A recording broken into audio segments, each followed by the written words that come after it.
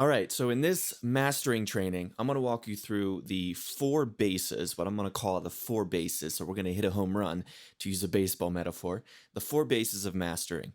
And these four bases are EQ, compression, saturation, and volume. So EQ, compression, saturation, and volume, these are the four bases that we want to touch and cover before we finish up this song. So to start, I just have my Studio One software loaded up here, and I'm going to go ahead and create a new session. Now, I'm actually going to stick with the record and mix, just my usual window as you've seen me produce and mix throughout this entire course. I'm going to use the same window just because I like it better. Studio One does have a project page that is specifically for mastering, but I just don't like it as good. And I'm so much more used to the regular window, and it does everything that I need it to do to master a song. So that's what I'm going to do. I'm going to label this Wish You Back Master. And we are all set. Hit OK, and now we have a blank session. So the first thing we need to do is pull in the mix, and I did mix down at the very end of the last video, at the end of step 7, at the end of the mixing phase, I went ahead and mixed down a 24-bit stereo mix of the song at that state. And so just drag it in, and it sounds like this. Summers are cold, the winters are warm, since you're not here. Colors. Right, so we have our song right there. So now let's dive into the four base, the home run system, perhaps I might call it, the home run system of mastering.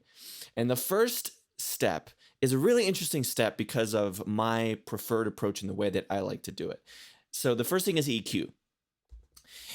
And by all means, you could use any EQ that you would like. However, I have really fallen in love with Ozone 9, and I am going to use Ozone 9 quite a lot, but I will try to show you the alternatives and what I'm actually doing inside of Ozone 9. That way you can still apply the techniques and the concepts using stock plugins or whatever you happen to be using. So now, Ozone 9 is technically a mastering software, but I've used it before during the mixing phase for the vintage tape, right? So you can use it in different ways. It's not like it only can be used for mastering. However, it is a mastering suite, and one of the most transformative features inside of it is the Match EQ. So I'm going to load up Match EQ. Now, what Match EQ does is you can capture the EQ curve of a song, of a reference, and then you can capture the EQ curve of your current song, of a snippet or a part of your song, and then you can bring your song closer to the reference. Now, you may have heard me talk about in the past how I'm not as much of a proponent of reference tracks as some people are, and that is still the case. And I'm actually, one of the ways that I've really loved approaching this of late is not using one. So what I'll do is I'm going to have probably 3 different instances of Ozone 9, 3 instances of Match EQ, and I'm going to use 3 different EQ curves from 3 different reference songs. And we're just going to flip through and see if any of those adjustments that it makes to our mix here, we'll see if there's one that stands out. We might not even use any of them. We might use one over the other. We might use a combination of 2 if we want to.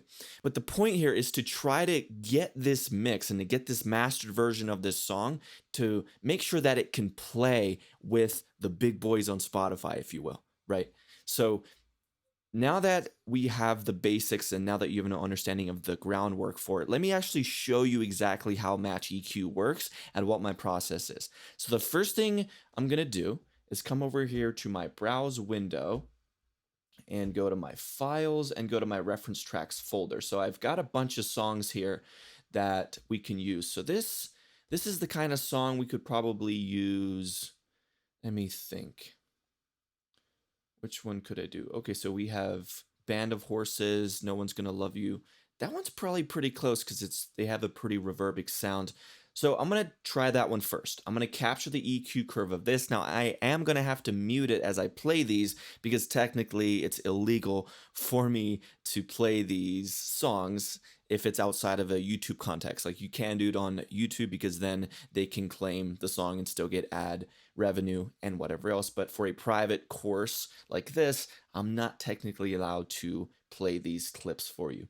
But I'm still going to show you exactly what this is going to look like, and you can even go ahead and play the songs yourself on Spotify or whatever if you don't know what they sound like. So here's how Match EQ works.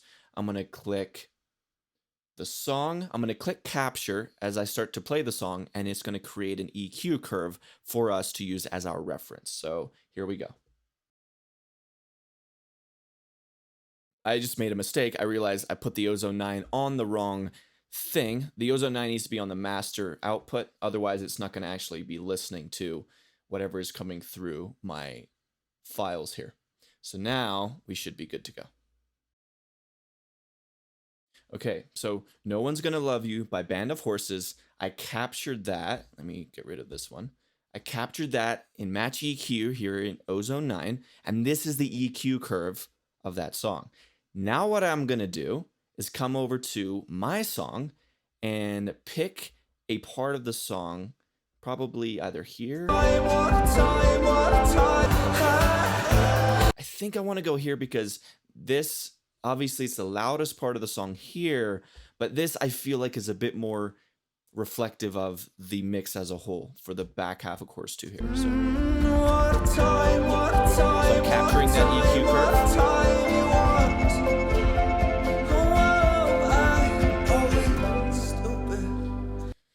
Okay, so now here's what's happening.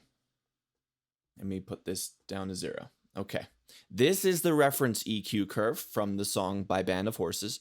This is my EQ curve of the clip I just played. Now what we can do is make my song. So, okay, let me just turn up the amount. If I turn the amount up to 100%, this is basically what it's doing now is ridiculous and extreme. What it's doing now is trying to make my song have the exact same EQ curve as the reference. So that would sound something like this. I wish that I could wish. Like really ridiculous. Don't do this type of thing where it's 100% with the smoothing at 0. Where this really comes into play and where the magic happens is when you use the smoothing feature.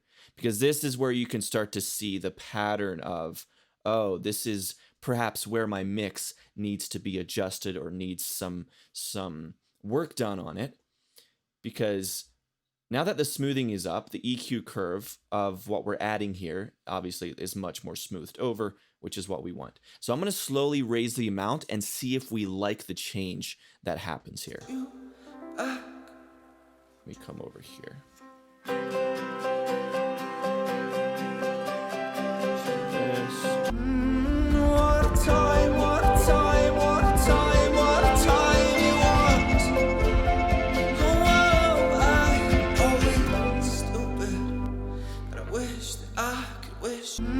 Now, this is understandable because the Band of Horses song is pretty focused on those high frequencies, and I don't think I want my song to be as much that way. But, so I'm not going to go 100%. I'm just going to go maybe halfway. Okay, so that is one instance now of Ozone 9 using Match EQ with the Band of Horses song reference. Now, I'm not going to immediately be like, oh, the Band of Horses song, that is precisely what I need. I need to make my song more like that. Maybe not. We need to spread this out and reference more than just one song. So now let's just repeat this process again. And I'm going to pull in a new instance of Ozone 9, and we are going to reference a different song. Okay, so we'll load up Match EQ again, and I'll grab another song over here. Let's see what we can find.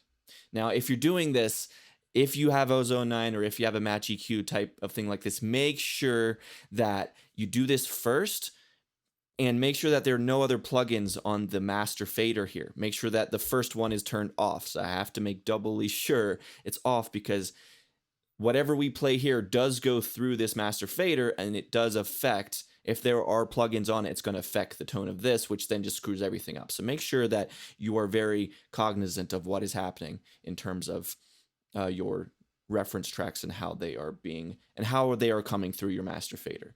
So it's not going through anything. So now we'll come back and let me think, what song could I use? Maybe this one? Okay, 100%. This Lana Del Rey song, Cinnamon Girl, I think it'll be really interesting to compare and contrast from this one to the Band of Horses song, because I have a feeling that this one is not going to have near as much high end when we compare it to my mix. So I'm going to go ahead and get this into Match EQ. Okay, so now that we have that, we can now come over to this again, and we'll capture this mix again. What a time, what a time, what a time, what a time you want. Oh, I always stupid, but I wish that I could. All right, so now let's put the smoothing up here, close to 80% probably, and then now let's see what the curve is. It's very different. Isn't this interesting? It's completely different when we try to make this, when we apply my song to the reference, to this Lana Del Rey reference, the EQ curve and the boosts and the cuts that it does is completely different. Look at how different this boost here and these cuts are on this one than it was for this Match EQ. Completely different, especially up here, right?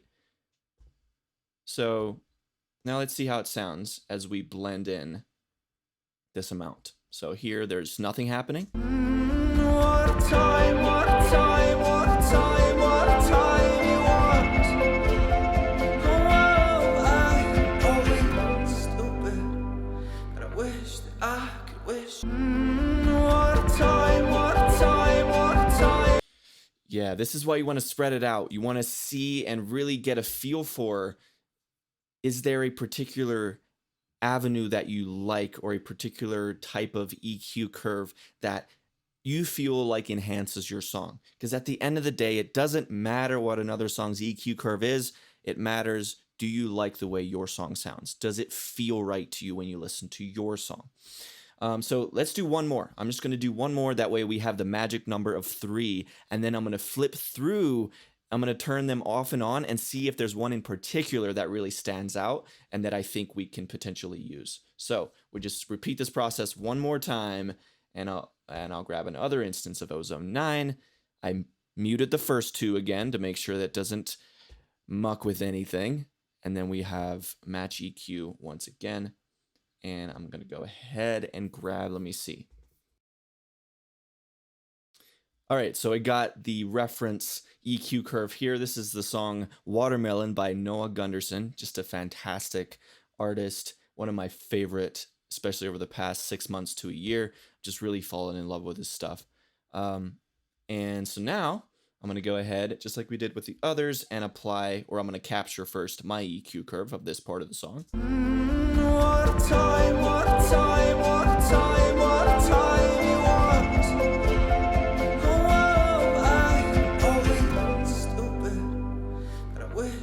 Okay, so now let's bring the smoothing up again to around 80% and see what happens. Oh my God. Do you notice how crazy the differences are between these 3 tracks? On the other 2, there was a boost happening here. Here, there's a cut. On the Lana Del Rey one, there was a big cut. Here, there's a little bit of a boost, but not much. And then there was a boost up here on the first one, the Band of Horses mix. So as you can see here, be very careful. This is such a beautiful visual example for you of be very careful of heeding to one particular reference, one particular mix that you're trying to make your song sound like. It's just every song has its own unique DNA, and you need to lean into it. You need to trust what you hear, and you need to build up your own sense of what sounds good to you. Okay? So that is very important. That is what's underlying. That's why I am pulling in 3 different reference tracks here, just to see what the differences are. Okay, so now let's see what we got. I could wish. What a time, what a time, what a time, what a time you want. Isn't that crazy?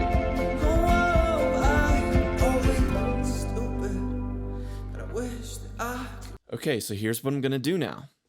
And before I do any of that, let me just reiterate, let me make sure that we're very clear about what this EQ, this white line is what matters, guys. This white line here is literally an EQ boost, just doing a cut here and doing a slight boost here. It's exactly what it would be on a normal EQ. So if we were trying to recreate anything like that, it's not like it's doing some crazy AI stuff. All it's doing is taking the reference EQ, and you are capturing your own EQ curve of a specific part of your song, and then you're blending the two, and then it's, in that case, I think it looked kind of like, what did it look? Kind of like this maybe, right? And then maybe a little boost up here. So something like this, you know, where it would have this type of effect on the overall sound, because it is affecting the overall mix, not just this part of the song. It's now applied just like a normal EQ across this entire mix, okay?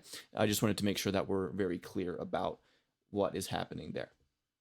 Okay, so let's come back now. Actually, I don't need to open this. I'm just gonna flip through. I'm gonna flip between these so you can hear the difference. And I'm gonna listen and pay attention to see if there are any of these three that stand out to me.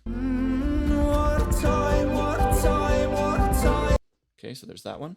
Here's the Lana Del Rey reference. And then here's the original.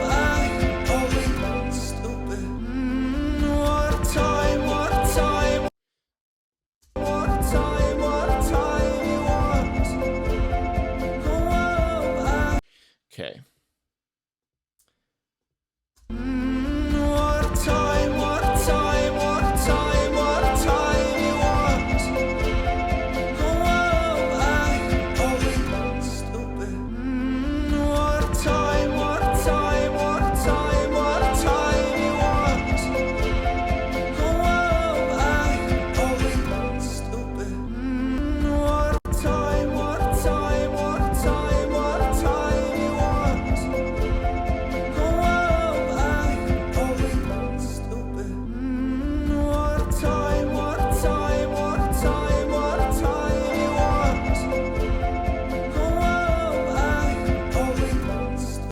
I'm just struggling to figure out which one of these two I want to lean towards. Do I want to lean towards this mix being a bit brighter, or do I want to lean towards being really warm like that Noah Gunderson song? Like, so this is much warmer.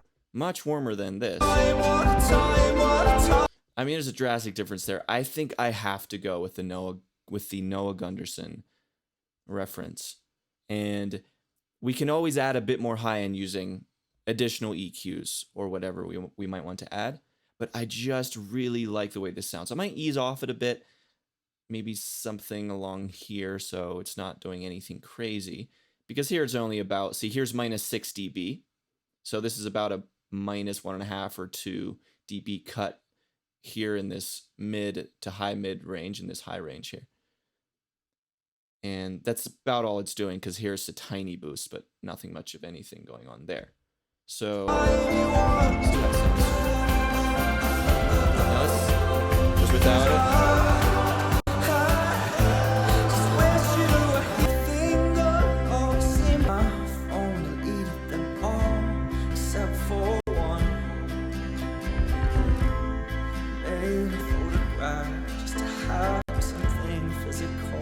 But yeah, I think it's pointing the song in the direction that I want to take it.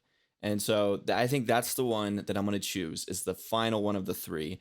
And again, we're not doing anything crazy. It's just doing an EQ scoop out of about close to minus 2 dB here from about 6K and slightly up here too, but then all the way down to about 600 Hertz.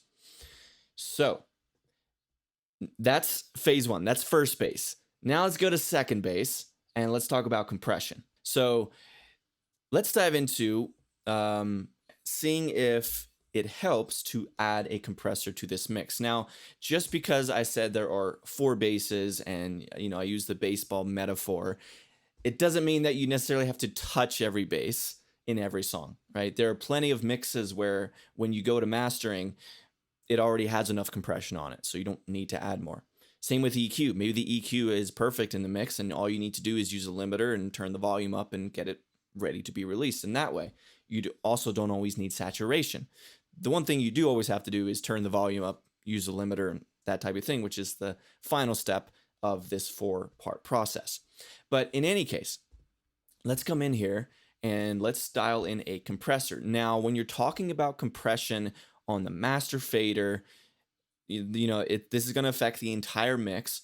We're not going to want, an 1176 style compressor, generally speaking. So I want just a compressor that is very smooth. And so the classic compressor here, this is a very smooth compressor. And so I might want to go with this one. So let's see what this does. What time, what time, what time, what time you want? Oh, I always stupid. What time, what time, what time, what time you want? Oh, I always stupid. What time, what time, what time, what time you want? Oh, I always stupid. What time, what time, what time, what time you want? Oh, I always stupid. What time, what time, what time, what time you want? Oh, I always stupid. What time, what time, what time, what time you want? Oh, I always stupid. This compressor is so interesting. It's so interesting to me because notice the tonal difference. It's almost like it scooped out a little bit of the mid-range too. See, there's without it. It's almost like there's less muddiness now too. And this is why I love these types of compressors. They have their particular tone to them. And it just works. So here's without it, here's with it. Now let's see what it sounds like in the loudest part of the song.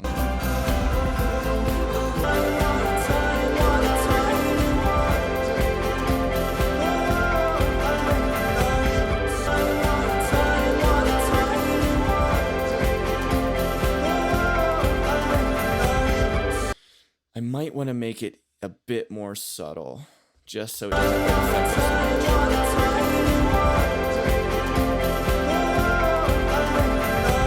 Because when you're talking about master fader compression, you really have to be careful not to punch it too much.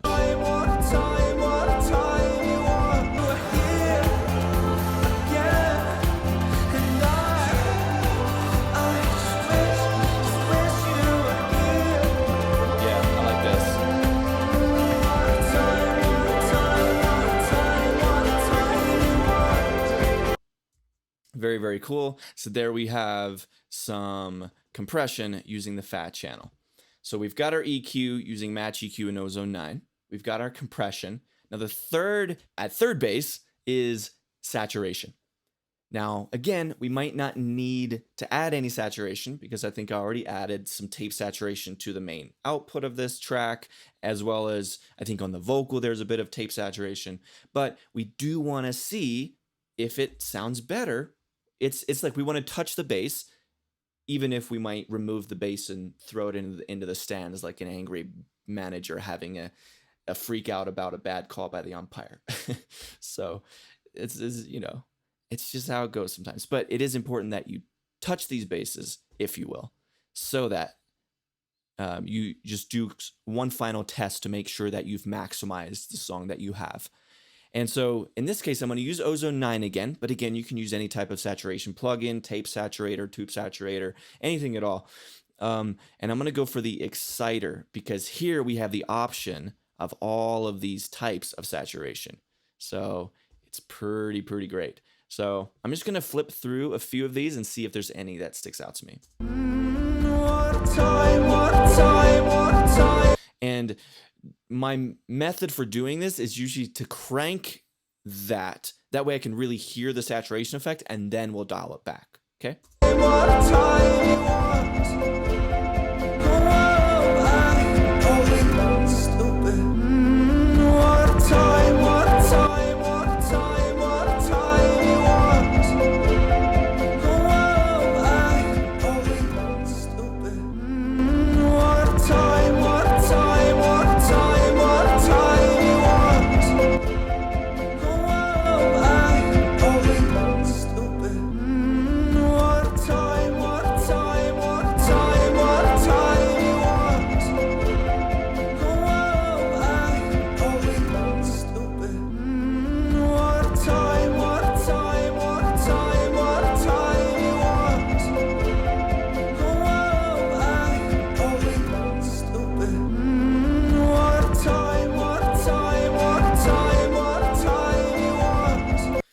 I'm a huge fan of the retro saturation. It's very distorted if you crank it, right? Very distorted, but if you just use it subtly, these types of subtle saturators slash distortion effects, it just helps give your overall song that sense of cohesion, that feeling of glue, like everything belongs with each other.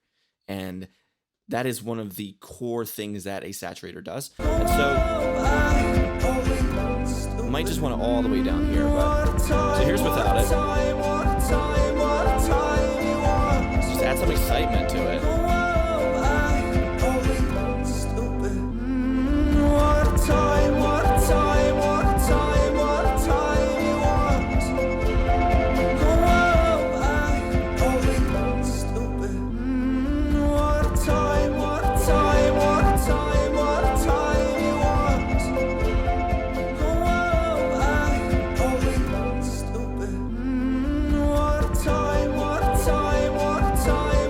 I love that. I am sold on this retro saturator using the Exciter plugin here inside of Ozone 9.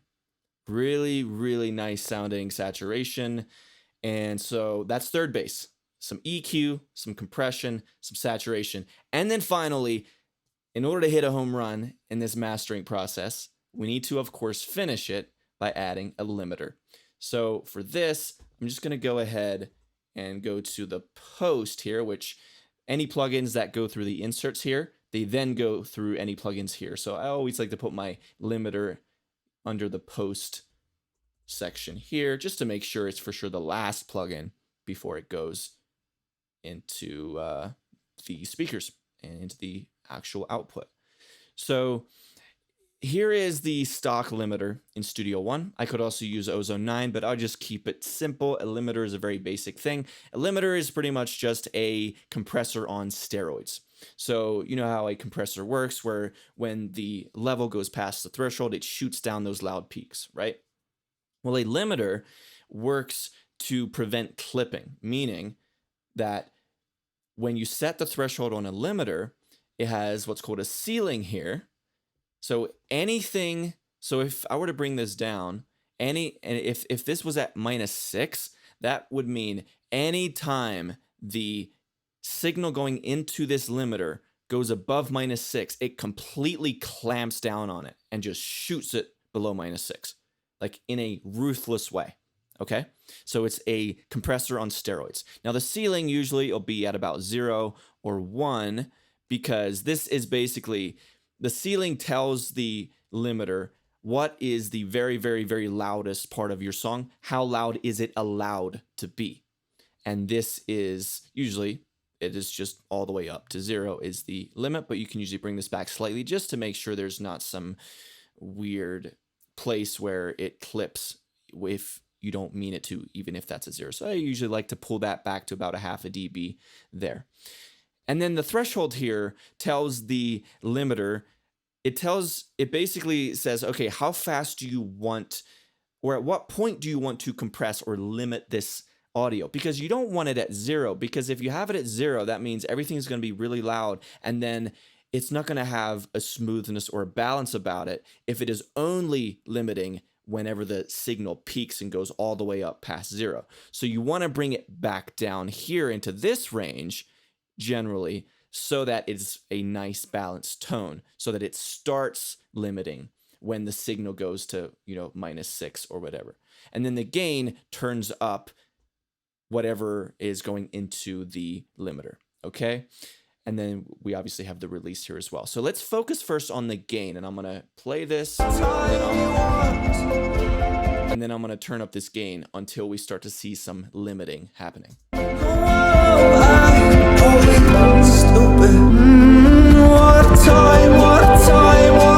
Do you notice how extreme that compression is?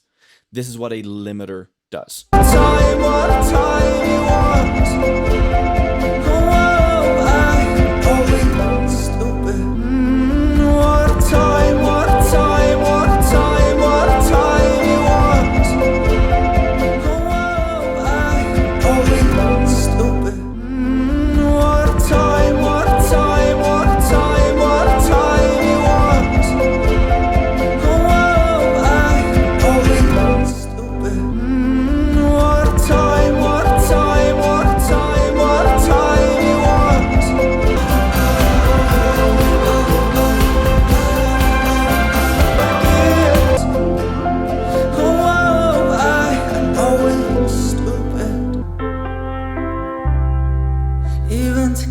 doesn't taste right. Even Coldplay doesn't. What a time you want. Oh, I know. Right, just to have something physical to remain. Why does everything always seem to fall apart? Why does everything here? What a time, what a time, what a time. Okay, so when you're talking about these types of limiters, a general rule of thumb, it's often good to aim for the average level. So these little white bouncy things, that's the average level of the signal. And when you're limiting, it's often a good idea to have that, be around -9. On a louder song, you might want it louder than that. On a really chill, low-key song, you might be able to push -12 or whatever on your average volume.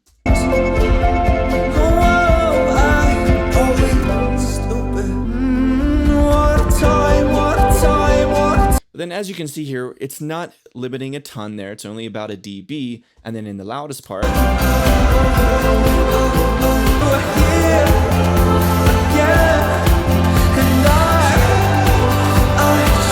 there it's closer to 2 dB.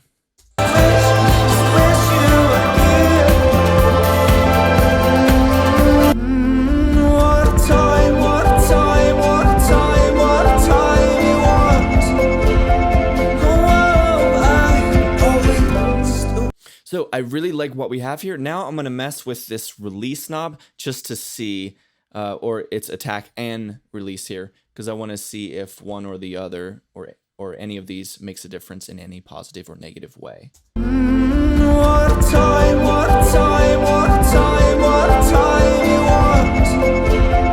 Oh, I always stupid. I just wish you were here. Yeah. I think normal's fine there. I'm not hearing a drastic difference between any of those, and normal seems good to me. So now let's adjust the release time. And I just wish you were here. What a time, what a time, what a time, what a time you want. Oh, I'm stupid, but I wish. What a time, what a time you want. Oh, I always stupid. What a time, what a time, what a time, what a time you want. Oh, I always stupid. My friend, we have reached the end. So I'm going to go ahead and remove these first two ozones that we don't need. We hit a home run, my friend. We went through the 4 bases of mastering. Now what I'm going to do is first turn all of these on one by one. And then at the end of that, I'm going to A, B, no plugins, and then all the plugins. But first though, I'm going to go one by one through, and I'm going to add them as we go. So here's with just the normal mix, and then match EQ, and then compression, and then a bit of saturation, and then What a time, what a time, what a time you want. so here is before. What a time, Oh, my bad. That was not before. Here's before. what a time, what a time, And then here is after. what a time you want. Oh, I always stupid. There it is, my friend. That is the mastered version of this song. And I hope this gave you some clarity and an understanding of how you can go about to master your own songs. Now, before I go, there's one thing I will mention with regards to mastering is the majority of the songs that I have produced, actually, I have used eMastered.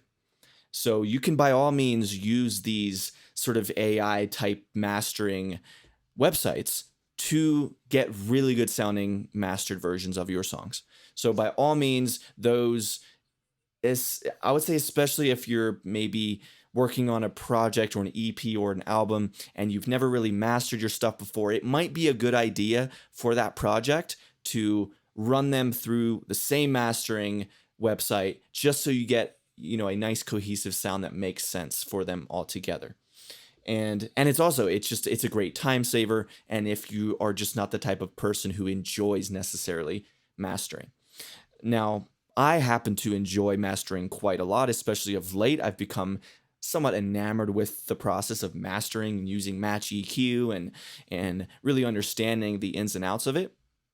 So there are no rules here. You can 100% do it yourself like I just did, or you can use eMastered, and it is incredible the quality that those algorithms are, the quality that they are able to give to your song, and the quality of the masters that they're able to spit out. It's really impressive.